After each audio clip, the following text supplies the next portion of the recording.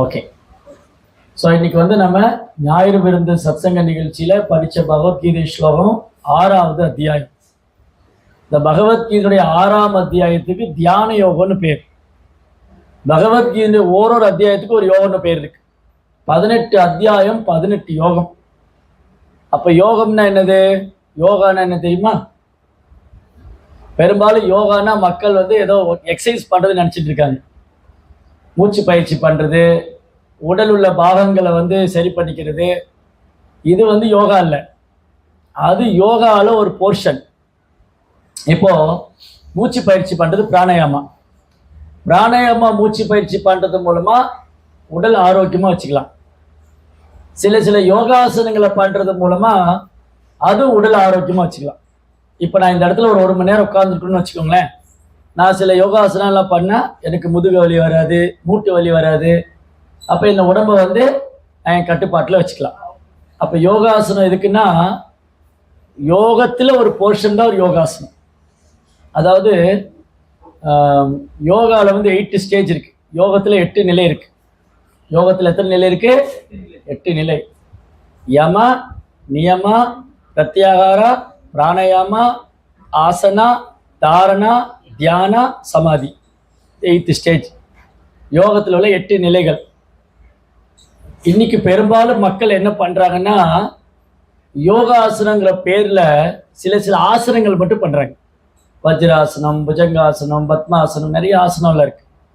இந்த ஆசனங்கள் பண்றது மூலமா என்ன ஆகும்னா, இந்த உடம்பை வந்து நம்ம அட்ஜஸ்ட் பண்ணிக்கலாம். தொப்பையை குறைக்கலாம், மூட்டு வலி இல்லாமல் பார்த்துக்கலாம், கழுத்து வலி இல்லாமல் பார்த்துக்கலாம், முதுகு வலி இல்லாமல் பார்த்துக்கலாம். இந்த மாதிரி உடம்பை வந்து நம்ம கட்டுப்படுத்தி வச்சு கண்ட்ரோலாக வச்சுக்கலாம். ஜெய ஜெகநாத் சுவாமிக்கு. ஆனா அது மட்டும் யோகத்தோட குறிக்கோள் இல்லை. யோகம் அப்படின்னு சொன்னா யுஜ்யதே இது யோகா. யோகான்னு சொன்னா கனெக்ட் பண்றது. யோகான்னு சொன்னா கனெக்ட் பண்றது, இணைக்கிறது. யாரோடு இணைக்கிறது? ஜீவாத்மாவை பரமாத்மாவோடு இணைப்பது, உயிர் வாழிகளை பகவானோடு இணைப்பது, கனெக்ட் பண்றது. யோகா யுஜ்யதே இது யோகா. யுஜ்யா மீன்ஸ் கனெக்ஷன், இணைப்பது, இணைத்தல், ஜீவன்களை பரமனோடு இணைப்பது. அதுக்கப்புறம் யோகா அப்படின்னு சொன்னா, யோகான்னு சொன்னா வெறும் ஆசனா மட்டும் இல்ல. யோகா அப்படின்னா எங்க தொடங்குது அப்படின்னா, யோக இந்திரிய சம்யமா. யோகான்னு சொன்னாலே மனதையும் புலன்களையும் கட்டுப்படுத்தும். யோகம் சொன்னா என்னது? மனதையும் புலன்களையும் கட்டுப்படுத்தும். யோகா அப்படிங்கிற வேர்டு மீனிங் வந்து, yoga means controlling the mind and controlling the census.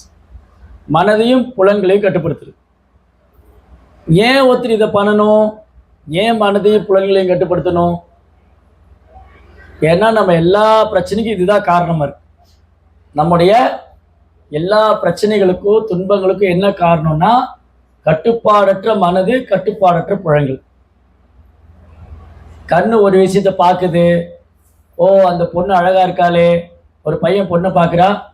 அந்த பையன் பொண்ணை பார்த்த உடனே, ஓ இந்த பொண்ணு ரொம்ப அழகா இருக்கா, அப்போ அவளை அடையணும்.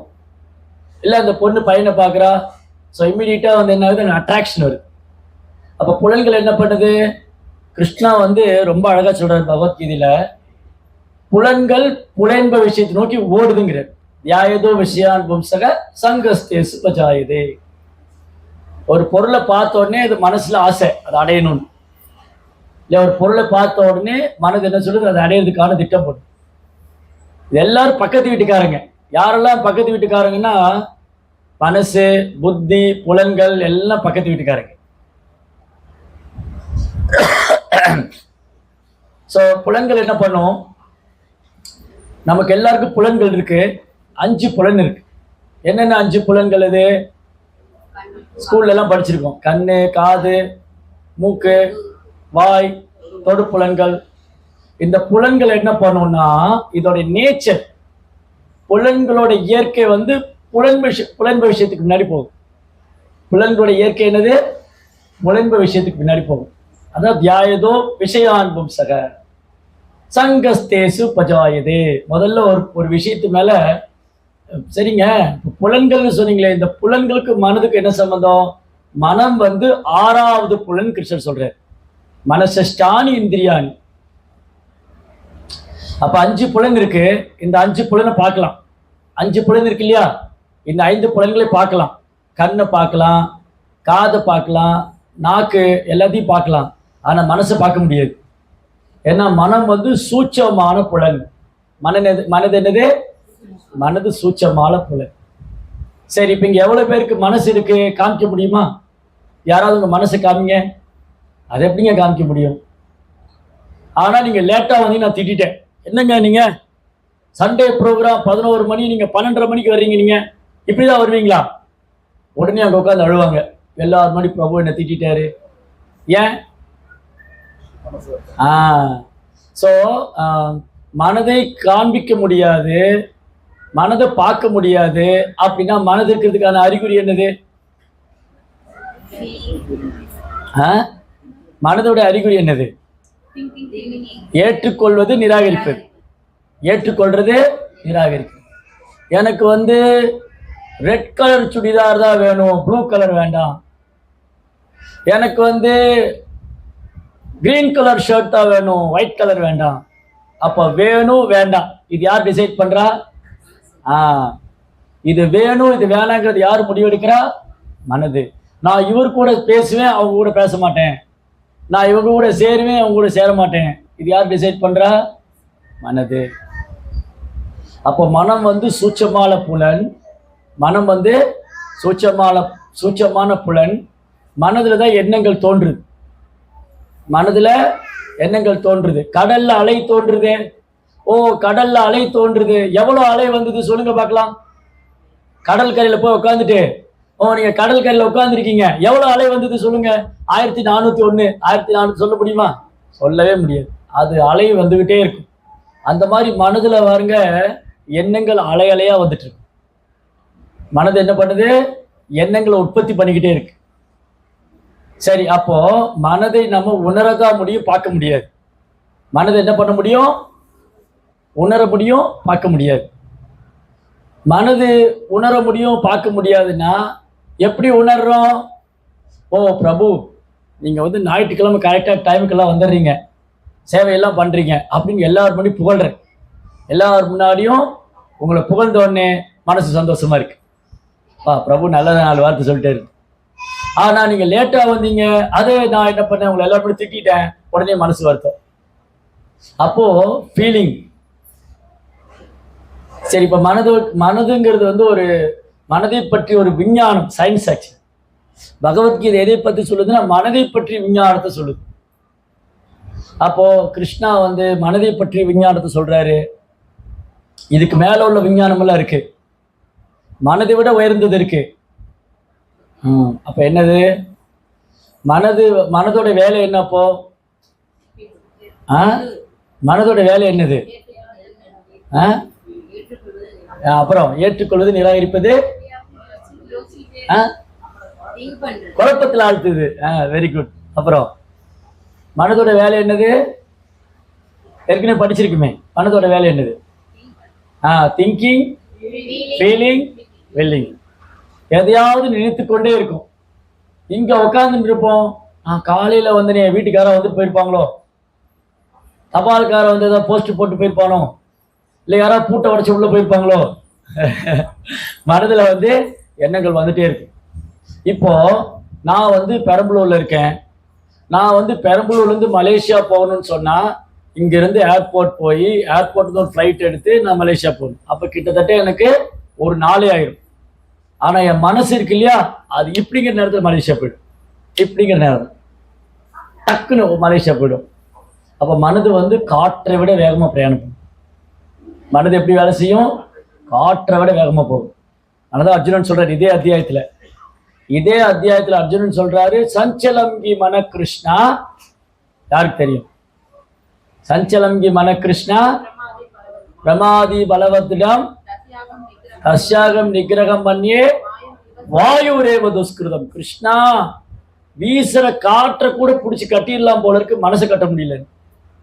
இது எத்தனை வருஷத்துக்கு முன்னாடி சொல்றாரு? பகவத்கீதை கிருஷ்ணரும் அர்ஜுனன் பேசுறது எத்தனை வருஷத்துக்கு முன்னாடி? 5000 வருஷத்துக்கு முன்னாடி அர்ஜுனன் சொல்றாரு, மனதை கட்டுப்படுத்த முடியவில்லை. இப்போ நம்ம எப்படி இருக்கிறோம்? இப்போ வந்து WhatsApp, Facebook, Twitter, Instagram, social media, TV, cinema கட்டுப்படுத்த முடியுதா? இப்போ மனசு நம்ம கட்டுப்பாட்டில் இல்லை, நாம தான் அது கட்டுப்பாட்டில் இருக்கு. புரிஞ்சுதா? இப்போ என்ன பிரச்சனை நடக்குதுன்னா, நாம, அதாவது நாம், இந்த நாம நான் அப்படிங்கிறது யாரு?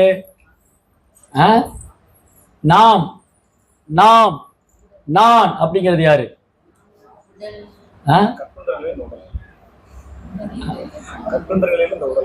கட்டுண்ட நிலையில் இந்த உடல். அப்போ பகவத்கீதை படி என்னது? ஆத்மா. நாம் அப்படி என்றால் ஆத்மா. நான், நான் ஆத்மா. அப்ப நான் இந்த உடல் அல்ல. பகவத்கீதையோட முதல் பாடமே அதுதான். பகவத்கீதையுடைய முதல் பாடம் நாம் இந்த உடல் அல்ல, ஆத்மா. அப்ப பகவத்கீதையுடைய நோக்கம் என்னது? பகவத்கீதைக்கு ஒரு நோக்கம் இருக்கு இல்லையா? பகவத்கீதைக்கு 2 நோக்கம் இருக்கு. பகவத்கீதையுடைய 2 நோக்கம் என்னது? முதல்ல நம்மை அறியாமையிலிருந்து விடுவிக்க வேண்டும். பகவத்கீதையுடைய ஃபர்ஸ்ட் நோக்கம் என்னது? நம்மளை அறியாமையிலிருந்து விடுவிக்கணும். அப்ப அறியாமை, அறியாமைன்னா என்னது? அறியாமை அப்படின்னா என்னது? நான் இந்த உடல்னு நினைச்சு கொண்டிருக்கிறது அறியாமை. நான் இந்த உடல், என்ன இப்படி சொல்லிட்டாங்க, என்னை எப்படி அப்படி சொல்லலாம், இதுதான் அறியாமை. நான் இந்த உடல் எல்லாம் ஆத்மாங்கிறது ஞானம். அப்ப எது ஞானம் எது அஜ்ஞானம்னு பகவத்கீதை சொல்லி, பகவத்கீதையில பகவான் வந்து எது ஞானம் எது அஜ்ஞானம் சொல்ற. நான் இந்த உடல் நினைச்சா அது அஜ்ஞானம், அறியாமை. நான் இந்த உடல் அல்ல, ஆத்மா, ஞானம். சரி, அப்ப இங்க ஆத்மாவை பார்த்தவங்க யாரா இருக்காங்களா? நான் என் ஆத்மாவை பார்த்துருக்கேங்க, செல்ஃபி எடுத்திருக்கேன், என் மொபைலில் வச்சிருக்கேன், என் ஆத்மாவை நான் செல்ஃபி பிடிச்சி வச்சிருக்கேன். யாரா இருக்குமா? அப்ப ஆத்மாவுக்கான அடையாளம் என்னது? கான்சியஸ்னஸ். ஆத்மாவுடைய அறிகுறி உணர்வு. ஆத்மா இந்த உடலை விட்டு போனோடனே உணர்வு இல்லை இல்லையா? இப்போ இதுக்கு உணர்வு இல்லை, இதுக்கு உணர்வு இல்லை, இதுக்கு உணர்வு இல்லை. இப்ப இதுக்கு உணர்வு இருக்கு. இப்ப எப்படி இதுக்கு உணர்வு இருக்கு? ஏன்னா இது ஆன்மா இருக்கு. இப்போ என் உடம்புல ஆன்மா இல்லை. அப்ப என்ன கிள்ளுனா வலிக்குமா? திட்டுனா வலிக்குமா? குத்துனா வலிக்குமா? ஏன்? இப்ப அந்த உடல்ல ஆத்மா இல்லை. அப்ப ஆத்மா இருக்கிறதுனாலதான் உடல் இயங்குது. ஆத்மா இந்த உடலை விட்டு பிரிஞ்ச உடனே உடல் இயங்குறது இல்லை. அப்ப ஆத்மாவுடைய அறிகுறி என்னது? கான்சியஸ்னஸ். இந்த உடல்ல உணர்வு இருக்கு. இப்ப எனக்கு தொட்டா உணர்வு இருக்கு. ஒரு இறந்து போனவர் போய் தொட்டா ஏதாவது உணர்வு இருக்குமா? திட்டுனா அவருக்கு வலிக்குமா? இப்ப நான் வந்து இங்க இறந்து டெட் பாடியா இருக்கேன். இப்ப என்ன எடுத்துக்கோங்க, நான் திடீர்னு நீங்க உடலை விட்டு ஒரு டெட் பாடியா இருக்கேன். நான் வந்து ஒரு இறந்து போன உடலா இருக்கேன். என்னை வந்து அடே இவனே அவனே அப்படின்னு சொன்னா எனக்கு வலிக்குமா? ஏதாவது ரியாக்ட் பண்ணுவேனா? இல்ல என்ன நீங்க உதைச்சாலும் எனக்கு வலிக்குமா? குத்துனா வலிக்குமா? திட்டுனா வலிக்குமா? ஒண்ணும் கிடையாது. ஏன்னா இது ஒரு ஜடம். இது வந்து ஒரு ஜடம். இதுவும் ஜடம் தான், இதுவும் ஜடம் தான், இதுவும் ஜடம் தான். இது ஒரு ஜடம், இது ஒரு ஜடம், இது ஒரு ஜடம். ஆனா என்ன வித்தியாசம்? இப்போ இது எந்த பொருளானது? இது இந்த பொருள் இதுல என்னெல்லாம் இருக்கு? இது வந்து 5 விதமான பொருட்கள் இதுல கலந்துருக்கு. நிலம், நீர், நெருப்பு, காற்று, ஆகாயம். இதுல என்னெல்லாம் இருக்கு? நிலம், நீர், நெருப்பு, காற்று, ஆகாயம். இதுல என்னெல்லாம் இருக்கு? நிலம், நீர், நெருப்பு, காற்று, ஆகாயம். இதுக்கு என்ன வித்தியாசம்? இதுலயும் பஞ்சபூதம் இருக்கு, இதுலயும் பஞ்சபூதம் இருக்கு, இதுலயும் பஞ்சபூதம் இருக்கு. இது உயிர் உள்ளது, இது உயிரற்றது. இதுல உயிர் இருக்கிறதுனால உயிர் உள்ளது, இதுக்கு உயிரற்றது. இப்ப இதுலயும் உயிர் இருந்தது, மரத்தோடு இருந்த போது. இந்த மரம் பூமியில இருந்த போது உயிர் இருந்தது, மரத்தை வெட்டினதுக்கு அப்புறம் உயிர் போயாச்சு. அப்போ தாவர உடல், விலங்கு உடல், பறவை உடல். பறவைகளுக்கு உடல் இருக்கு, தாவரங்களுக்கு உடல் இருக்கு, விலங்குகளுக்கு உடல் இருக்கு, மனுஷ உடல், தேவதை உடல். 84 லட்சம் வகையான உயிரினங்களுக்கு சொல்லியிருக்கு. ஜலஜா நவலக்ஷானி, ஸ்தாவரா லக்ஷவிஞ்சதி, கிருமயோ ருத்ரசங்கரா, பக்ஷினாம் நவலக்ஷணம். தண்ணீர்ல மட்டுமே 9 லட்சம் வகையான உயிரினங்கள் இருக்கு. தண்ணீர்ல மட்டுமே எவ்வளவு இருக்கு? 9 லட்சம் அக்வாட்டிக்ஸ், நீர்வாழ் உயிரினங்கள். அந்த மாதிரி பறவைகள், விலங்கினங்கள். அப்போ நிறைய உடல் இருக்கு, அதுக்குள்ள ஆன்மா இருக்கு. ஆன்மா இருக்கிறதுக்கான அடையாளம் உணர்வு இருக்கு, கான்சியஸ்னஸ். அப்போ இது தெரிஞ்சுக்கிறோம் இல்லையா? ஆத்மாவை பற்றிய அறிவியல் அதுதான் ஞானம், மற்றதெல்லாம் அஞ்ஞானம். பகவத்கீதைப்படி பகவான் என்ன சொல்றாரு? ஆத்மாவை பற்றி அறிந்து கொள்வதே ஞானம், மற்றதெல்லாம் அஞ்ஞானம், அறியாமை. ஒருத்தர் நல்லா படிக்கலாம், ஸ்கூலில் போய் அவர் படித்து டாக்டர் ஆகலாம், அட்வொகேட் ஆகலாம், போலீஸ் ஆஃபீஸர் ஆகலாம், சயின்டிஸ்ட் ஆகி என்ன வேணாலும் ஆகலாம். ஆனால் அவருக்கு ஆத்மா பற்றி தெரியலன்னு சொன்னால் என்ன பிரயோஜனம்? அவ்வளோதான். அப்போ அவருக்கு உண்மையாக ஞானம் கிடைக்கல. பகவத்கீதை உண்மையாக ஞானம் கொடுத்துருக்கு. ஆத்மானா எப்படி இருக்கும், ஆத்மா இந்த உடலில் எங்கே இருக்குது, ஆத்மா இந்த உடல் எப்படி இயங்கிக்கிட்டு இருக்கு, அந்த சயின்ஸ் பகவத்கீதையில் இருக்கு. அதனால ஆத்மா வந்து கண்ணுக்கு புலப்படாது, அதை உணரதான் முடியும். அப்ப இதுக்கெல்லாம் கனெக்ஷன் இருக்கு. இந்திரியாணி பராராகு இந்திரியப்ப பரமனா மனசஸ்து பராபுத்தே யோ புத்தே பரதர்ஷபா. புலன்களை விட உயர்ந்தது மனது, மனதை விட உயர்ந்தது புத்தி, புத்தியை காட்டிலும் உயர்ந்தவன் ஆத்மா. இப்ப எல்லாம் பக்கத்து வீட்டுக்காரன்னு சொன்னேன். புலன்கள், மனது, புத்தி, ஆத்மா எல்லாம் பக்கத்து வீடு. இப்போ எனக்கு புலன்கள் இருக்கு, நான் ஒரு விஷயத்தை பார்க்கிறேன். அந்த விஷயத்தை பார்த்த உடனே என்னுடைய மனசு அங்க போகுது. அப்போ இந்த புலன்களை யார் கட்டுப்படுத்தலாம்? மனது. இப்ப நான் பேசிட்டு இருக்கேன், நீங்களா கேட்டிருக்கீங்க. திடீர்னு ஒருத்தர் உள்ள வர்றாரு. அப்ப எல்லாரும் அங்க திரும்பி பாக்குறீங்க. சிச்சி என்னோட கிளாஸ் டைம்ல அங்க பார்த்துட்டு இருக்கோம், என்ன சொல்றாங்க கேட்கணும். அப்பயே அங்க பார்க்கணும். அவ மனசு சொல்லணும், இங்க நீ கவனிக்கணும். மனசு என்ன சொல்லணும்? இங்க பேசிட்டு இருக்காங்க, இதை கவனிக்கணும், நீ அங்க பாக்குற. அப்போ புலன்கள் என்ன பண்ணுது? அதை அப்படியே ட்ராக் பண்ணிட்டு போகும். புலன்களுடைய வேலையே புலன்ப விஷயத்து பின்னாடி போகும். இங்க என்ன நடக்குது, அங்க என்ன நடக்குது, இதெல்லாம் பார்த்துட்டு இருக்கும். மனசு என்ன சொல்லணும்? நீயே அங்க பாக்குற இல்லையா? நான் வந்து எனக்கு சின்ன வயசுல ஒரு அனுபவம் இருக்கு. எங்க வீட்டுல டிவி ஓடிட்டு இருக்கும். நான் வந்து புக்கு வச்சு படிச்சுட்டு இருப்போம், நானும் என் தம்பியும். அப்படியே டிவியில என்ன ஓடுதுன்னு பார்த்துட்டு இருக்கோம். அந்த கையில புக்கு இருக்கு, படிச்சுட்டு இருக்கோம். டிவி ஹால்ல டிவி ஓடிட்டு இருக்கு. என் அம்மாவோ அப்பாவோ டிவி பார்த்துட்டு இருக்காங்க. நான் என்ன பண்ணிட்டு இருப்பேன்? நான் புக்கில் படிக்கணும். என் புலன் எங்க போகுது? நேராக டிவியில என்ன ஓடுதுன்னு பாக்கு. யார் பேசுறாங்க, அங்க என்ன சினிமா ஓடுது, என்ன சீன் போயிட்டு இருக்கு. அப்ப என்னாச்சு? புலன்கள் என்னாச்சு? என்னுடைய புலன் என்னாச்சு? நேராக டிவிக்கு போயிடுச்சு. மனசு என்ன சொல்லணும்? ஏய் நாளைக்கு ஒன்று எக்ஸாம் இருக்கு, நீ அங்க பாக்குற, சீச்சி டோரை க்ளோஸ் பண்ணு, கதவை சத்தம் கம்மியாக வைங்க, எனக்கு டிஸ்டர்பன்ஸாக இருக்கு இல்லையா? படிக்கிற பசங்க வீட்டில் வந்து டிவிலாம் வால்யூம் கம்மியாக வச்சுருவாங்க. அவன் படிக்கட்டும், டோர் சாத்திக்கோ, ரூம்குள்ளே போய்க்கோ, படிச்சுக்கோ.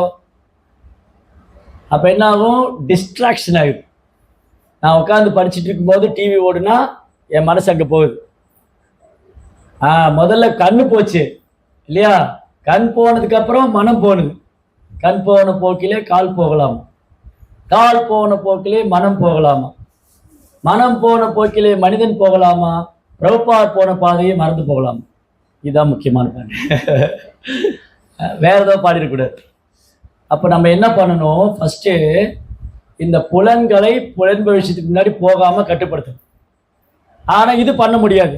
ஏ கண்ணே நீ அதை பார்க்காதே, ஏ வாயே நீ பேசாதே, ஏ காதே நீ கேட்காதே. செய்ய முடியுமா?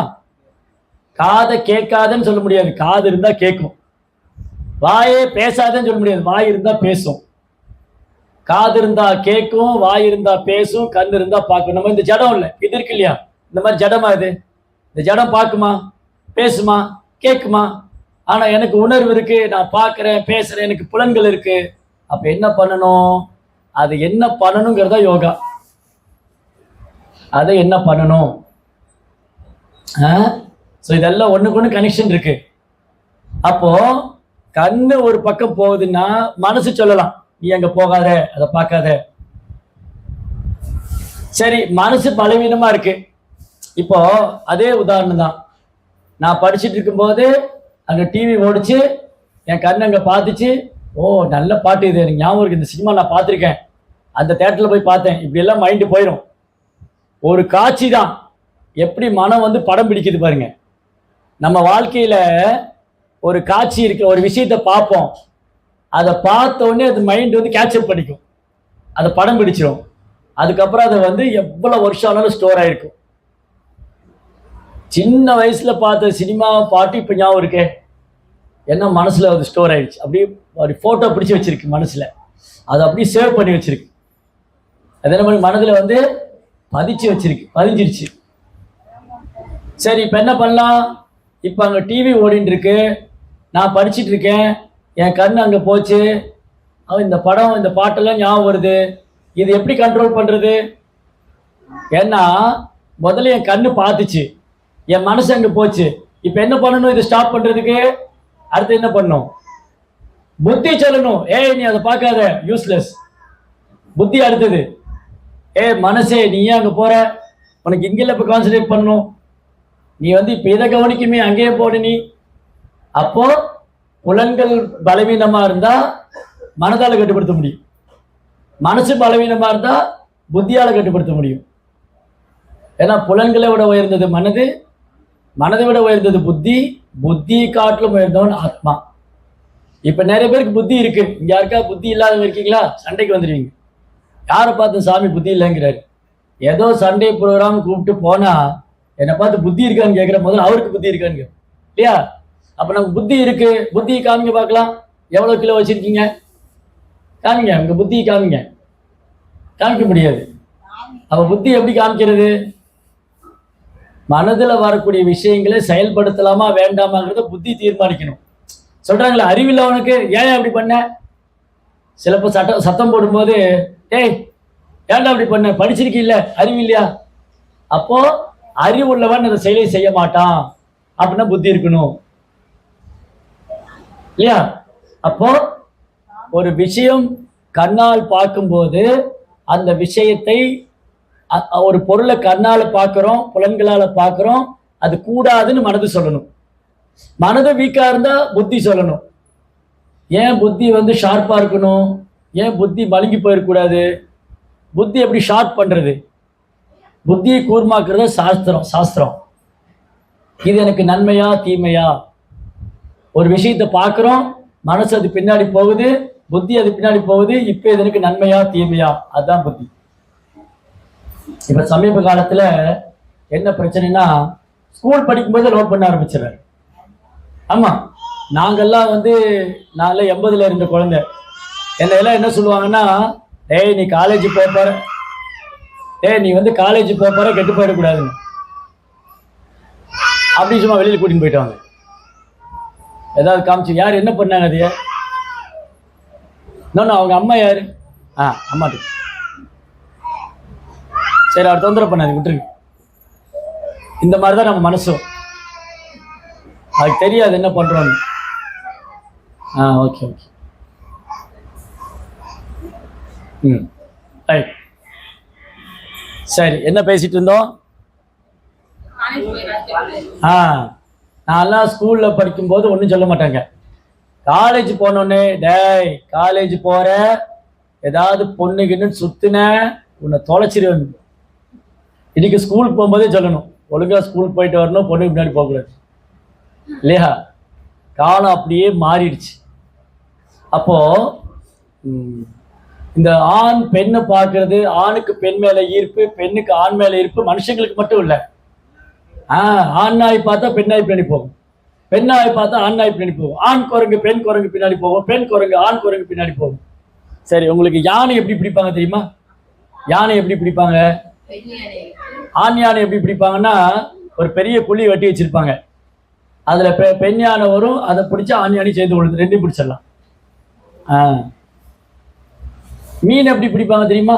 மீன் எப்படி பிடிப்பாங்க? தண்ணியில கொஞ்சம் வலையை போட்டுட்டு கொஞ்சம் பொறி போட்டீங்கன்னா மீன் வரும்.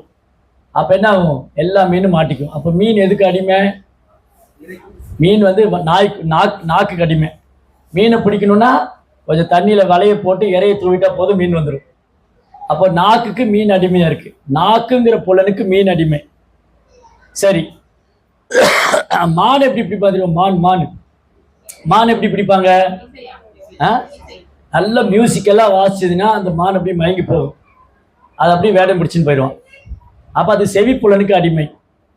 மான் செவிப்புலனுக்கு அடிமை, மீன் நாக்குக்கு அடிமை, யானை வந்து பால் உறவுக்கு அடிமை, தொடு உணர்வு, மனுஷன் எதுக்கு அடிமை? எல்லா புலனுக்கும் அடிமை. பார்த்தீங்களா?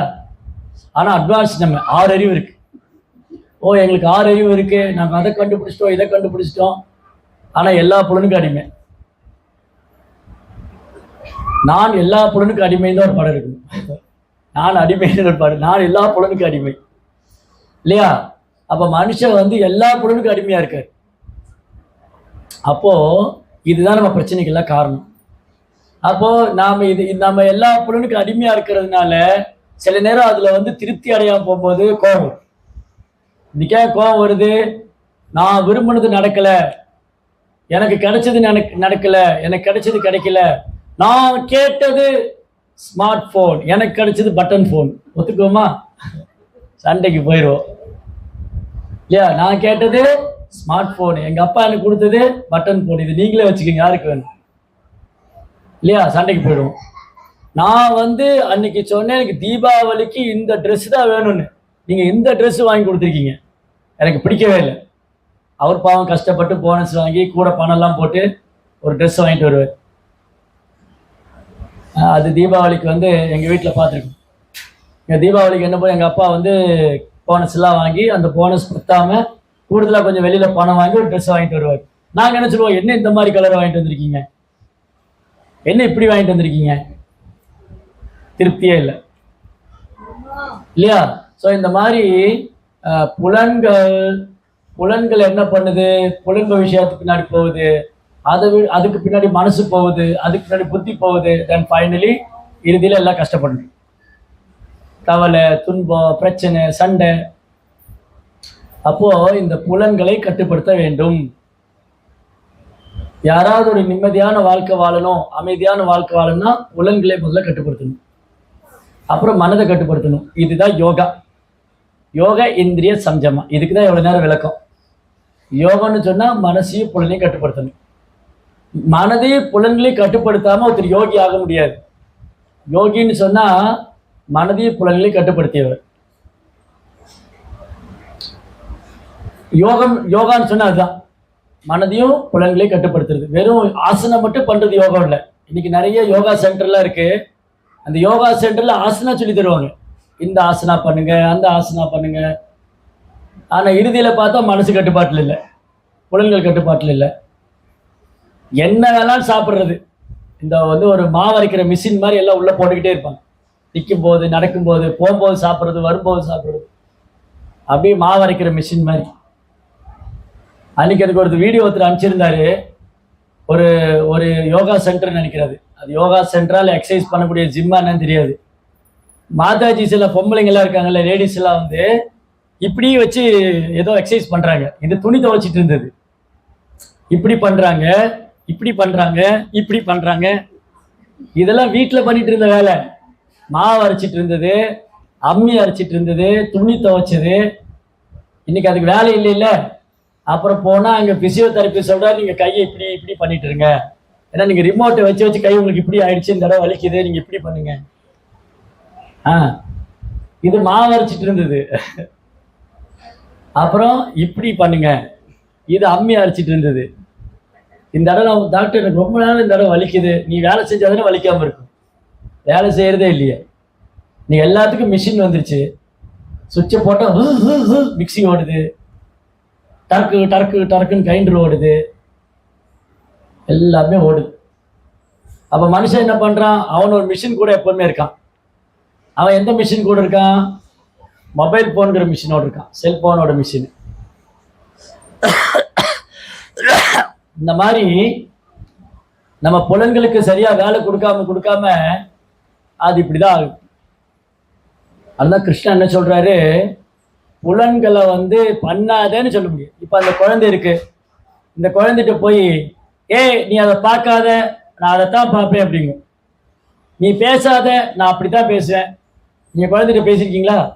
சின்ன குழந்தைகிட்ட பேசி பாருங்க, இப்படியெல்லாம் பேசக்கூடாது, நான் அப்படிதான் பேசுவேன். அப்படி சொல்லாத, அப்படிதான் சொல்லுவேன். இப்படி சொல்லி பாருங்க, நீ சொல்லு, நான் சொல்ல மாட்டேன். அதுக்கு நேர்மாறா சொல்லு.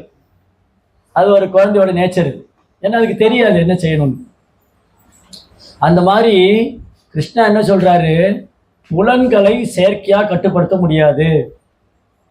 மனதையும் செயற்கையா கட்டுப்படுத்த முடியாது. சரி, இப்ப இங்க வந்து ஒரு 50 பேர் இருக்கோம். நீங்க எல்லாம் வந்து இப்போ நான் உங்களுக்கு ஒரு அசைன்மெண்ட் கொடுக்குறேன்.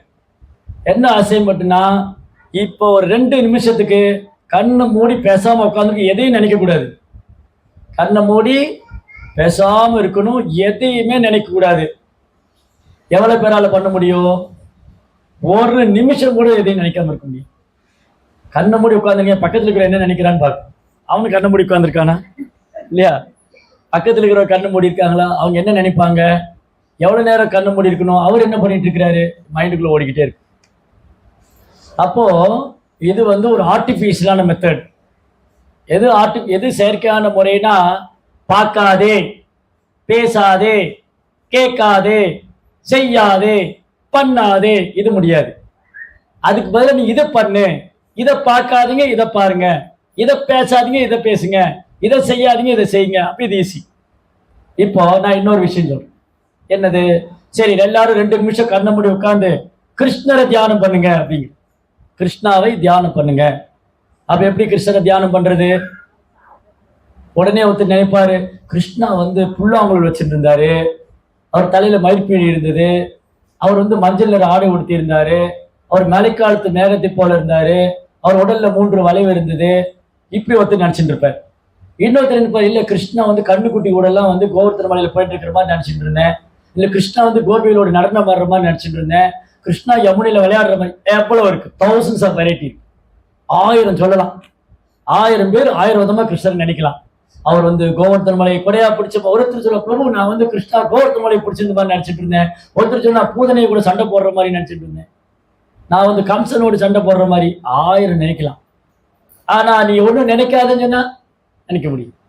நீ எதையும் நினைக்காதே அப்படின்னு சொன்னா இருக்க முடியாது. அதுக்கு பிறகு நீ இதை நினைன்னு சொல்லணும். அதான் கிருஷ்ணா சொல்ற, விஷயா வினிவர்த்தந்தே நிராகாரஸ்ய தேகினா ரசோபயம் ரசோபியஸ்ய பரம் திருஷ்டுவா நிவர்த்ததே. அப்போ இந்த புலன்கள் வந்து என்ன பண்ணுதுன்னா, நம்ம இவ்வளவு காலமும் என்ன பண்ணிட்டு இருந்தோம்னா புலன்ப விஷயங்களே பண்ணிட்டு இருந்தோம். அது ரொம்ப மோசமான விஷயம். அதை விட உயர்ந்தது கிருஷ்ண பக்தி. அப்போ கண்ணே நீ பார்க்காத அப்படின்னு சொன்னா, அப்படி எது கண்ணு? அவ பார்க்கணும். என்னத்தை பார்க்கணும்? கிருஷ்ணரை பாரு. காதே நீ கேட்காத, அப்படி எது காது? கிருஷ்ணரை பத்தி கேளு. வாயே நீ பேசாத, அப்ப எதுக்கு வாய்? கிருஷ்ணரை பத்தி பேசு. இப்போ கிருஷ்ணா வந்து என்ன பண்ணி வச்சிருக்காரு பாருங்க, வாய் ஒண்ணுதான் கொடுத்திருக்காரு, காது ஏன் 2 கொடுத்திருக்காரு? நம்ம எல்லாருக்கும் வாய் ஒண்ணுதானே இருக்கு, அந்த வாயே காது வரைக்கும் இருக்காது. 2வது நம்ம எல்லாருக்கும் வாய் இருக்கு, அந்த வாயே காது வரைக்கும் இருக்கு. சரி, ஒரு வாய் தான் இருக்கு, காது 2 இருக்கு. அப்ப என்ன அர்த்தம்? கிருஷ்ணா வந்து ஒரு வாய் கொடுத்து காது 2 கொடுத்துருக்காருன்னா என்ன அர்த்தம்? பேச்ச குறை, நிறைய கேளுன்னு அர்த்தம். பேசாத, கேளு. ஸ்ரீரங்கத்துல போனீங்கன்னா ரங்கநாதர் அப்படி வெளியில வருவார். அப்போ ஒருத்தர் வந்து ஒரு மான் தோல் வச்சிருப்ப கையில, பேசாதே நடிப்பார். எல்லாம் அமைதியா இருக்கும், அங்க சவுண்டே கேட்காது. எல்லாம் வாங்கி வாங்கி வாங்கன்னு பேசிக்கிட்டே இருப்பாங்க. ரங்கநாதர் வெளியே வரும்போது அந்த ஆல்டர்ல இருந்து வெளியில வருவார். அப்ப வாங்கி வாங்கி வாங்கி வாங்கி சத்தம் கேட்டுட்டே இருக்கும். இவர் என்ன பண்ணுவார், அந்த மான் தோலை கல்லு டப்னு ஒரு அடி, பேசாதே. அவ்வளவுதான், எல்லாம் சைலண்ட் ஆயிடும். நீங்க பாத்திருக்கீங்களா? நான் நோட் பண்ணிருக்கேன் ஸ்ரீரங்கத்துல. அப்போ என்ன பண்ணணும், வாய் ஒண்ணுதான் இருக்கு, காது 2 இருக்கு. அப்ப பேச்சை குறை, அதிகமா கேளு. பேச்சை குறைக்கணும், அதிகமா கேட்கணும். அதுக்குதான் 2 காது. இல்லாட்டி கிருஷ்ணர் 2 வாய் கொடுத்துருக்கலாமே. அதான் பாவமே, இவனுக்கு ஒரு வாய் கொடுத்தே தாங்க முடியல, 2 வாய் கொடுத்தே 2 வாயிலும் சாப்பிட ஆரம்பிச்சிருவான், 2 வாயிலும் பேச ஆரம்பிச்சிருவான். அதனால ஒன்று போது பண்ணிட்டு பாருங்க, கிரியேஷன்ல கிருஷ்ணர் என்ன பண்ணிருக்காரு பாருங்க. இவனுக்கு 2 வாய் மட்டும் கொடுத்தோம், அவ்வளவுதான். அதனாலதான் வயிறு ஒண்ணுதான். 2 வயிறு. கோமாதாவுக்கு வயிற்றுக்குள்ள 4 லேயர் இருக்கு. கோமாதாவோட வயிறு இருக்கு இல்லையா, ஒரு பெரிய வயிறு. அந்த கோமாதா என்ன பண்ணிட்டு இருக்கு பார்த்தா, அவங்க 24 hours பிஸி தான். கோமாதா என்ன பண்ணுவாங்க, 24 hours பிஸி. என்ன பண்ணிட்டு இருப்பாங்க? சாப்பிடுவாங்க, அசை போடுவாங்க, சாப்பிடுவாங்க, அசை. அந்த வயிற்றுக்குள்ள போய் லேயர் லேயரா மாறும். முதல்ல சாப்பிட்டு அதை வெளியே எடுத்து, திரும்பி மென்னுட்டு அதை வெளியே எடுத்து, அப்படி அப்படி அப்படி பண்ணி பண்ணி அது உள்ள போகும். அப்ப பாருங்க, கோமாதாவுக்கு அவ்வளவு பெரிய வயிறு, நமக்கு சின்ன வயிறு. போதும், இந்த வயிறை வச்சுட்டு அவன் அளவுக்கு அதிகமா சாப்பிட்றான். அதனால கிருஷ்ணா என்ன பண்ணிட்டாரு, வயிறும் வாயும் ஒன்று தான், காது மட்டும் 2 இருக்கு. அப்போ நிறைய கேட்கணும், நிறைய கேட்கணும், கிருஷ்ணா பற்றி கேட்கணும். அப்போ காதை பொத்திக்க முடியாது. ஐயோ கேட்கவே கூடாது. ஐயோ என்னங்க எல்லாம் இப்படியெல்லாம் பேசுகிறேன், கேட்கவே கூடாது. எதை கேட்கணும்? கிருஷ்ணா பற்றி. அப்போ கிருஷ்ணரை பற்றி கேட்கலாம், கிருஷ்ணரை தரிசனம் பண்ணலாம், பிரசாதம் சாப்பிடலாம், நாம ஜபிக்கலாம். இதுதான் யோகான்னு ப்ரோபோஸ் சொல்றாரு. இந்த யோகா கஷ்டமா இருக்கா? இருக்காது. இப்போ நான் இந்த மாதாஜிட்டு சொல்றேன், நீங்க கொஞ்ச நேரம் இங்க தலைகளை நில்லுங்க அப்படின்னு. இந்த கொஞ்ச நேரம் தலைகளை நில்லுங்க, அடுத்த வாரம் ப்ரோக்ராமுக்கே வரமாட்டாங்க. அதே நான் சொல்றேன், மாதாஜி இங்க உட்காந்து நீங்க ஹரே கிருஷ்ணா ஜபம் பண்ணுங்க, ரொம்ப ஈஸி இல்லையா? Is there any yoga system? ப்ரோபா கேட்டார் ஒரு கிளாஸ்ல. Is there any yoga system simply eating dancing? ஏதாவது ஒரு யோக முறை கேள்விப்பட்டிருக்கீங்களா? வெறுமனே பாட்டு பாடுறது, நடனம் ஆடுறது. வெறுமனே பாட்டு பாடுறது, நடனம் ஆடுறது ஒரு யோகா. இது ப்ரோபார் இன்ட்ரடியூஸ் சைத்தன்ய மகாபிரபு இன்ட்ரடியூஸ் பண்ணார் 5000 வருஷத்துக்கு முன்னாடி. சாரி 500 வருஷத்துக்கு முன்னாடி சைத்தன்ய மகாபிரபு தான் இந்த இயக்கத்தை தொடங்கினார். ப்ரோபா சொல்றாரு. அதுக்கப்புறம் ப்ரோபாத் என்ன பண்ணாரு, உலகெல்லாம் போய் இதை பண்ணார். கீர்த்தனம் பாடுறது, நடனம் ஆடுறது. இன்னைக்கு எல்லாரும் இது பண்ண ஆரம்பிச்சிட்டாங்க. கீர்த்தனம் பண்ணணும், நடனம் ஆடணும். ஏன்னா மற்ற யோக முறையெல்லாம் சாத்தியமே இல்லை. மற்ற யோக முறையெல்லாம் சாத்தியம் இல்லை. அரை மணி நேரம் இங்கே உட்காந்துருந்தாலே பெரிய விஷயம்னு இருக்கு. இப்போ இருக்கிற சூழ்நிலையில அரை மணி நேரம் ஒருத்தர் ஒரு இடத்துல உட்கார வச்சுட்டோம், பெரிய சாதனை பண்ணிட்டோம். 1/2 hour ஒரு இடத்துல உட்காந்துருந்தார். மொபைல் கொடுத்துருந்தா உட்காந்துருப்பாங்க, அது உண்மை. மொபைல் இருந்தால் உட்காந்துருப்பாங்க. மொபைல் இல்லாம, கரண்ட் இல்லாம ஒருத்தர் அரை மணி நேரத்துல ஒரு இடத்துல உட்கார வைக்க பார்க்கலாம், நடக்கவே நடக்காது. இங்க நிப்பாரு, கடைசி தூங்கிடுவா. ஒண்ணு இல்லை, தூங்க வாசிவான். ஏன்னா இப்போ மொபைல் வந்ததுக்கு அப்புறம் தூக்கம் போயிடுச்சு இல்லையா? அதனால இந்த ப்ராப்ளம் இங்கதான். அப்போ இந்த மனதை பத்தி ஒரு கதை இருக்கு. என்னன்னா, ஒரு ஊர்ல ஒரு யோகி இருந்தார். அந்த யோகி என்ன பண்ணாருன்னு சொன்னா, அந்த ஊர்ல மக்களுக்கெல்லாம் தெரியும், இந்த யோகி ஆசீர்வாதம் பண்ணார்னா நமக்கு விரும்பினதெல்லாம் கிடைச்சிரும், எல்லாமே கிடைக்கும். அப்ப நிறைய பேர் இந்த யோகிட்ட ஆசீர்வாதம் வாங்க போனாரு. ஒருத்தருக்கு ரொம்ப பேராசை, ரொம்ப ஏழையவர். இந்த ரொம்ப ஏழையா இருந்தவருக்கு பேராசைன்னா திடீர் பணக்காரனாகணும். ஏழையா இருந்தவருடைய பேராசை என்னது? திடீர் பணக்காரனாகணும். தமிழ்நாட்டுல திடீர் தளபதி எல்லாம் வருவாங்க, அது மாதிரி திடீர் பணக்காரனாகணும் அப்படின்னு ஆசை இந்த நபருக்கு. சரி, அந்த யோகிட்ட போனாரு. ஓ யோகிஜி, நீங்க எல்லாருடைய விருப்பத்தையும் பூர்த்தி பண்றீங்களா? யார் என்ன கேட்டாலும் கொடுக்குறீங்களா? எனக்கு நிறைய ஆசை இருக்கு, நீங்க அதை பூர்த்தி பண்ணணும். அப்ப அந்த யோகி சொன்னாரு, சரி நான் உங்களுடைய விருப்பத்தை பூர்த்தி பண்றேன். என்கிட்ட ஒரு குட்டிச்சாத்தா இருக்கு. என்கிட்ட ஒரு குட்டிச்சாத்தா. இந்த குட்டிச்சாத்தா நீ கேட்கறதெல்லாம் கொடுக்கும். இந்த குட்டிச்சாத்தா என்ன பண்ணும்? நீ கேட்கறதெல்லாம் கொடுக்கும். ஆனா ஒரு கண்டிஷன். கேட்டிருக்கியா அந்த ஸ்டோரி? பரவாயில்லையே. அப்ப நீ சொல்றியா? அதான் சொல்லு. அது என்ன பண்ணுச்சுன்னு சொல்லு, அவன்கிட்ட கொடுங்க.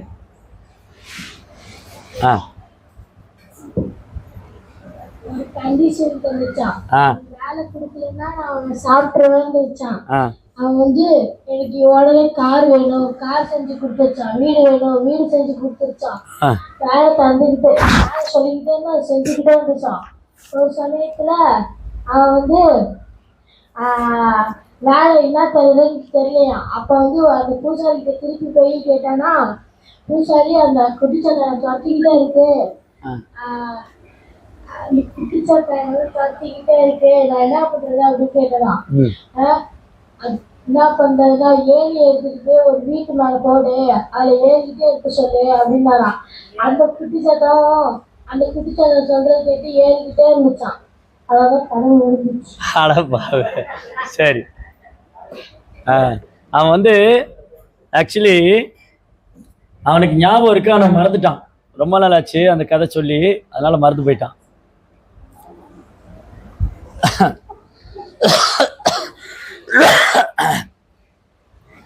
ஸோ கொஞ்சம் சொன்னது நான் கொஞ்சம் எலாபரேட்டாக சொல்கிறேன்.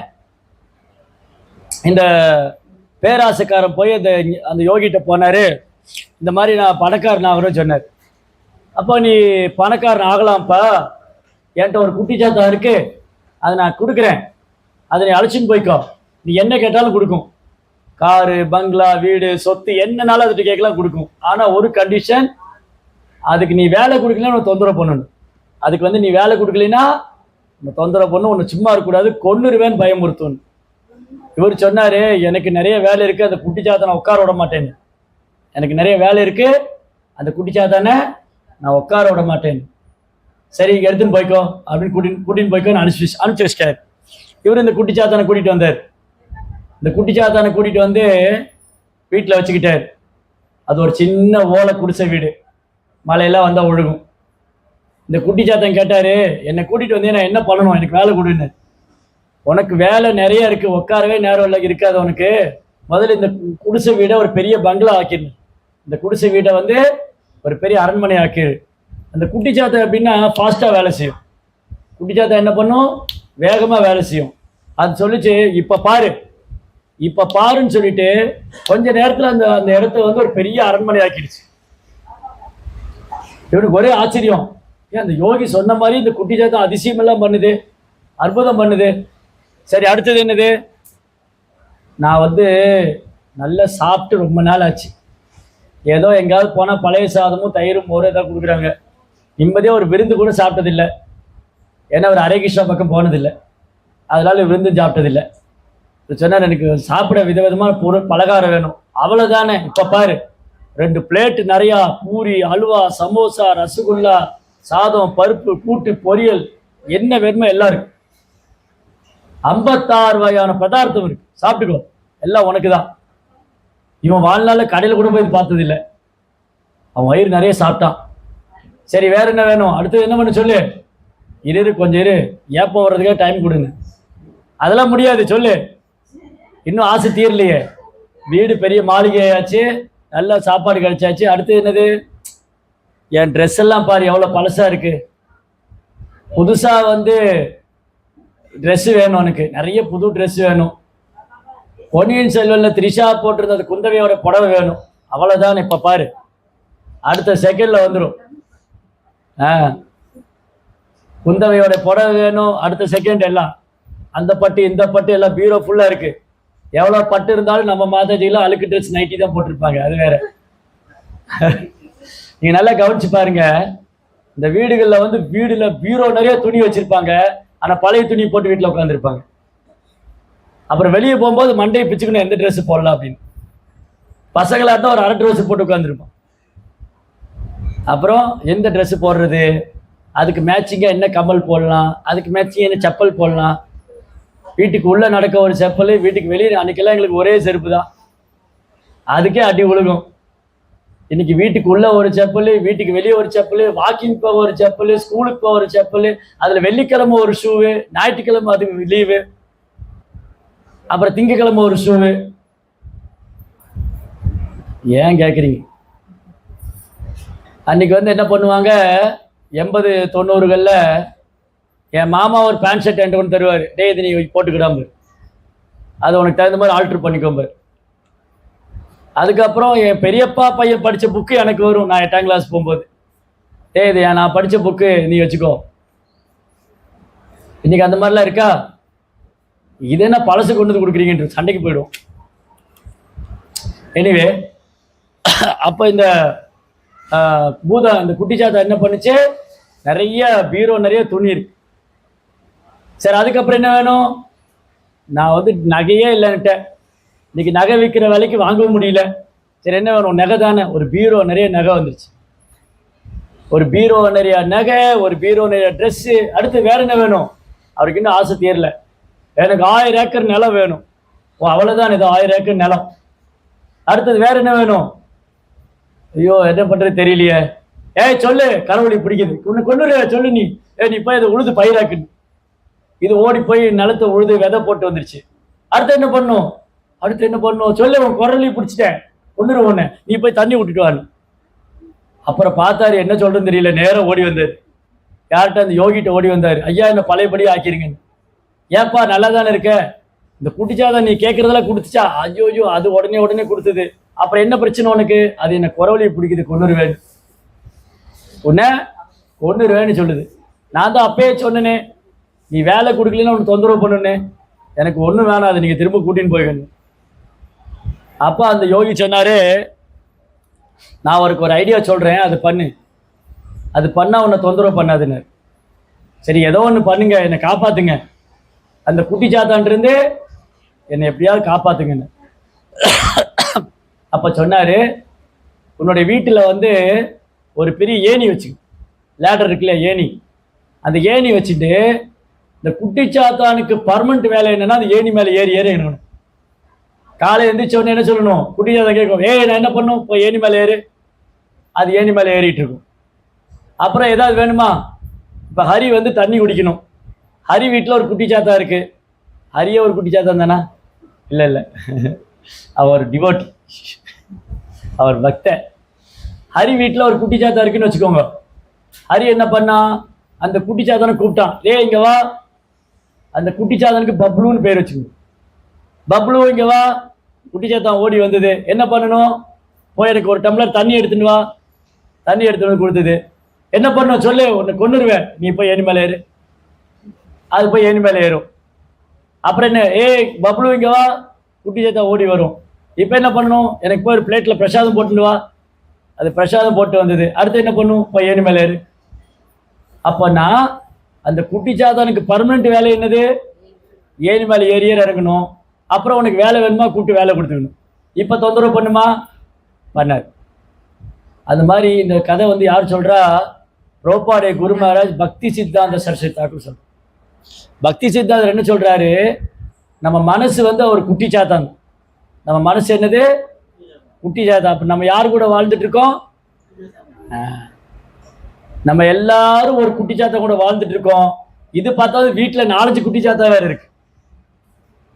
அம்மா கிட்ட ஒரு மனசு, அப்பா கிட்ட ஒரு மனசு. அம்மா ஒரு குட்டிச்சாத்தா கூட வாழ்ந்துட்டு இருக்கா, அப்பா ஒரு குட்டிச்சாத்தா கூட வாழ்ந்துட்டு இருக்கா, பையன் ஒரு குட்டிச்சாத்தா கூட வாழ்ந்துட்டு இருக்கான், அக்கா ஒரு குட்டிச்சாத்தா கூட வாழ்ந்துட்டு இருக்கான், தம்பி ஒரு, மொத்தம் எல்லாரும் ஒரு குட்டிச்சாத்தனை பிடிச்சி வச்சிருக்கு. இந்த ஒரு குட்டிச்சாத்தனை பிடிச்சிட்டு ஏன் குட்டிச்சாத்தான் தொந்தரவு பண்றது பார்த்தா அவங்களோட குட்டிச்சாத்தை சேர்த்து என்ன தொந்தரவு பண்ணு. கிரகஸ்த வாழ்க்கையில் எப்படின்னா, என் கூட ஏற்கனவே ஒரு குட்டிச்சாத்தா இருக்கு, அது தொந்தரவு பண்ணிட்டு இருக்கு. அது இல்லாம அந்த குட்டிச்சாத்தா இந்த குட்டிச்சாத்தா எல்லாம் சேர்ந்து என்ன தொந்தரவு பண்ணுது. எங்க ஓட முடியும், எங்கேயும் ஓட முடியாது, ஒழியவும் முடியாது. அப்ப என்ன பண்ணணும், இந்த குட்டிச்சாத்தானுகளுக்கெல்லாம் வந்து பர்மனண்டா ஒரு வேலை கொடுக்கணும். அதுதான் வந்து ஹரே கிருஷ்ணா கிருஷ்ண கிருஷ்ணா ஹரே ஹரே, ஹரே ராம் ராம ராம ஹரே ஹரே நாம ஜபம் பண்ணும். ஸோ சாண்டிங் பண்றது என்னாச்சு, அந்த ஏணி மேலே ஏறி இறக்குற மாதிரி 16 மாலை ஜபிக்கணும். குறைந்தபட்சம் 2 மணி நேரம் ஆகும். அப்போ மைண்டை என்கேஜ் பண்ணியாச்சு. ஹரே கிருஷ்ணா கிருஷ்ண கிருஷ்ணா ஹரே ஹரே, ஹரே ராம ராம ராம ஹரே ஹரே. ஜபம் பண்ணி முடிச்சாச்சு. அடுத்தது என்ன ஆகும், ஜபம் பண்ணி முடிச்சோடனே என்ன ஆகும், குட்டிச்சாத்தா வெளியே வரும். அடுத்தது என்ன வேலை, இல்லை உன்னை கொன்னுருவேன், இரு நீ பகவத்கீதை படி. சரி பகவத்கீதை படிக்கிறேன். பிராபிய புண்ணியகிருதாம் லோகாத் உஷித்வா சாஸ்வதி சமா சுஷினா சுமதான் கே யோகோ பிரஸ்டோபி ஜாயதே. பகவத்கீதை படிச்சு முடிச்சாச்சு. அடுத்தது குட்டிச்சாத்தா வெளியே வரும். அடுத்து என்ன பண்ணுவோம், போய் பாகவதம் படி. பாகவதம் படிச்சு முடிச்சாச்சு. அடுத்து என்ன பண்ணுவோம், குட்டிச்சாத்தா வெளியே வரும். கொன்னுருவே, என்ன பண்ணுவோம், இரு நீ கிச்சனுக்கு போய் சேவை பண்ணு, கிச்சன்ல போய் பாத்திரம் கழுவு. அடுத்து குட்டிச்சாத்தா வரும். என்ன பண்ணணும், நீ போய் பூ கட்டுறதுக்கு உதவி பண்ணு. அடுத்தது குட்டிச்சாத்தா வரும். என்ன பண்ணணும், நீ வந்து கிருஷ்ண பக்தி 4 பேருக்கு சொல்லிக் கொடு, ஹரே கிருஷ்ணா மந்திரம் சொல்லி. இப்படி வந்து இந்த மனசை வந்து என்கேஜ் பண்ணிக்கிட்டே இருக்கு. மனதுக்கு வேலை கொடுக்கலன்னு என்ன பண்ணும், இங்கிலீஷ்ல ஒரு ஒரு பழமொழி இருக்கு. இங்கிலீஷ் பழமொழி என்ன தெரியுமா, ideal mind is devil worship அப்படின்னு. என்னது ஐடியல் மைண்ட் இஸ் டெவில் வர்ஷிப்னா என்னது, சும்மா இருக்கிற மனசு பேய்களின் கூடாரம். அப்ப நம்ம பெரும்பாலும் எதோட இருக்கிறோம், பேய் கூடாரத்துல இருக்கோம். அதனால சும்மாவே இருக்கக்கூடாது. மனசுக்கு வந்து வேலை கொடுத்துக்கிட்டே இருக்கணும். இல்லாட்டி மனசு என்ன பண்ணும், நம்மை தொந்தரவு செய்யும். யார் நம்மளை தொந்தரவு பண்றா? வேற யாரும் நம்மளை தொந்தரவு பண்ண முடியாது. இந்த உலகத்துல நம்ம யாரும் தொந்தரவு பண்ண முடியாது. நம் மனது அனுமதித்தால் மட்டும்தான் அது தொந்தரவு.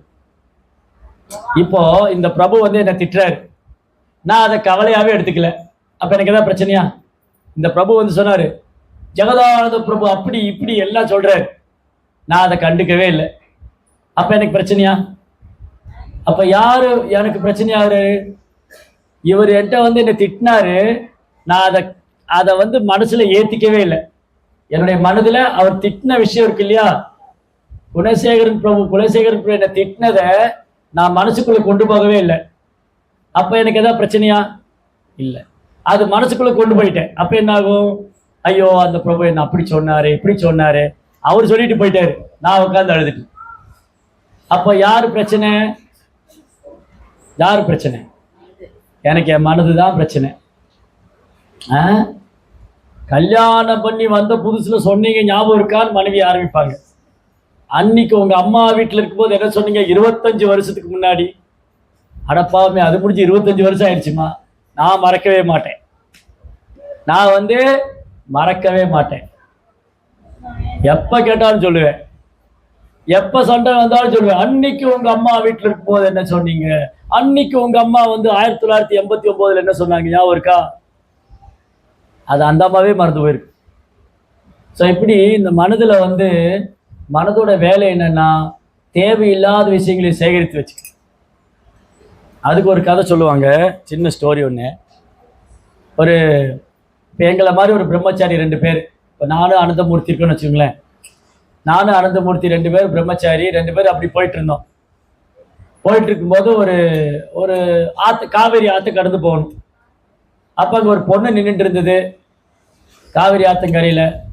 சாமி, என்னால் இந்த இது கடந்து போக முடியல, போட்டும் இல்லை, நான் எப்படி போகிறது, எனக்கு அந்த பக்கம் போகணும், நேரம் ஆயிடுச்சு, வீடு இருட்டாகி போச்சு, பொழுது சாஞ்சு இருட்டாயிடுச்சு, நான் காவிரியை கடந்து போகணும், எனக்கு நீச்சலும் தெரியாது, என்னை அந்த பக்கம் கடந்து விட்டுறீங்களா?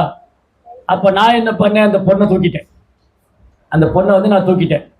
அனந்தமூர்த்தி பிறகு பார்த்துட்டே இருந்தார், என்னது ஜெகதானந்த பிரபு பிரம்மச்சாரி ஒரு பொண்ணை தூக்கிட்டு தோளில் வச்சுட்டு போறாரு.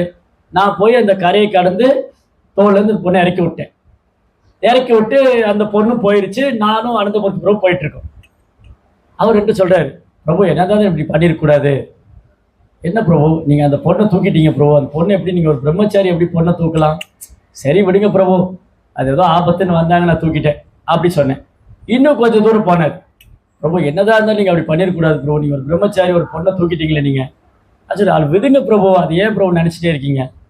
இன்னும் கொஞ்சம் தூரம் போன சொன்னாரு. அப்ப நான் சொன்னேன், அந்த பொண்ணை நான் இறக்கி விட்டு ரொம்ப நேரம் ஆச்சு.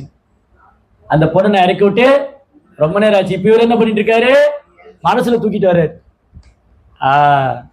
அப்போ ஒரு விஷயத்தை யார் கேரி பண்ணிட்டு இருக்கா? மனசு கேரி பண்ணிட்டு இருக்கு.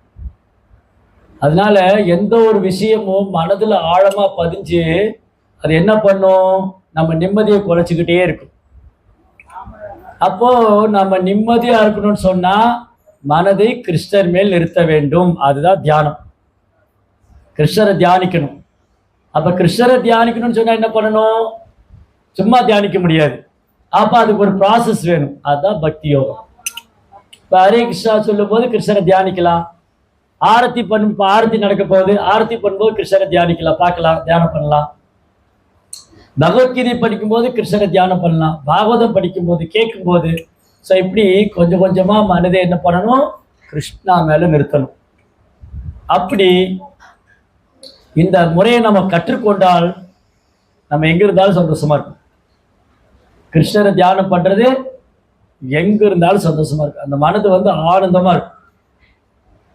ராஜவித்ய ராஜகுக்யம் பவித்திரமிதம் உத்தமம் பிரத்யக்ஷ்வாகம் தர்மம் சுசுகம் கர்த்தும் அவ்வியம்.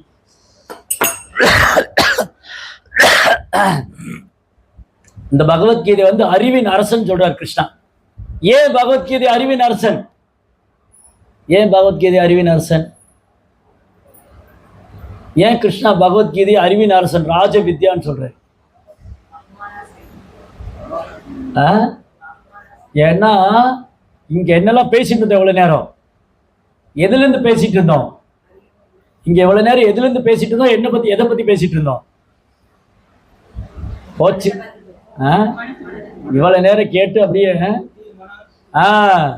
ஏன்னா ஏன் பகவத்கீதை அறிவின் அரசன்னா அது மனதை எப்படி கட்டுப்படுத்துன்னு சொல்லி கொடுக்குது. புத்தியை எப்படி கட்டுப்படுத்தணும்னு கிருஷ்ணர் சொல்றாரு. ஆத்மாவுடைய தளத்தில் எப்படி சந்தோஷமா இருக்குன்னு சொல்றாரு. ஆத்மாவை எப்படி உணர்றதுன்னு சொல்றாரு. அதனால this is king of knowledge. உயர்ந்த விஷயங்களை கிருஷ்ணர் கத்துக் கொடுக்கிறாரு. ஆத்ம விஞ்ஞானத்தை கத்துக் கொடுக்கிறாரு. அதனால இது ராஜ வித்யா. ராஜ குகியம் ரகசியமானது. என்னங்க பகவத்கீதை ஓப்பனா இருக்கு, எப்படி ரகசியமானது சொல்றீங்க? இப்போ பகவத்கீதை திறந்து படிச்சா ஆத்மானா என்ன, மனம்னா என்ன எல்லாம் புரியுது. ஆனா ஏன் ரகசியமானது? இது எல்லாருக்கும் புரியாது. பக்தி பண்ணா மட்டும்தான் புரியும். பக்தர்களால மட்டும்தான் புரிஞ்சுக்கணும். பக்தோ சீமே சகாசேதி ரகசியம் ஏதது உத்தமம். அப்ப பக்தி பண்ணாதான் பகவத்கீதை புரியும். பக்தி பண்ணாம பகவத்கீதை புரியாது. அப்ப பக்தி எங்க இருந்து தொடங்குது? ஹரே கிருஷ்ணா கிருஷ்ண கிருஷ்ணா ஹரே ஹரே, ஹரே ராம ராம ராம ஹரே ஹரே, நாம ஜபத்திலும் தொடங்குது. ரைட்? அதனால இப்ப பாயிண்ட் என்ன முக்கியமா கவனிக்க வேண்டியது என்னது? இந்த பகவத்கீதை ராஜவித்யை, அறிவின் அரசன், ராஜகுக்கியம் ரகசியமானது, சுசுகம் கர்த்தம் அவ்யயம், பயில்வதற்கு இனிமையானது, சுகமானது. பயில்வதற்கு ரொம்ப இனிமையானது, சுகமானது. பகவத்கீதை கஷ்டமானதுன்னு யாருமே சொல்ல முடியாது. ஏன்னா அவ்வளவு இனிமையானது. அதனால சத்சங்கத்துல பகவத்கீதை படிக்கிறது, நாம ஜபிக்கிறது ரொம்ப பெரிய பாக்கியம்.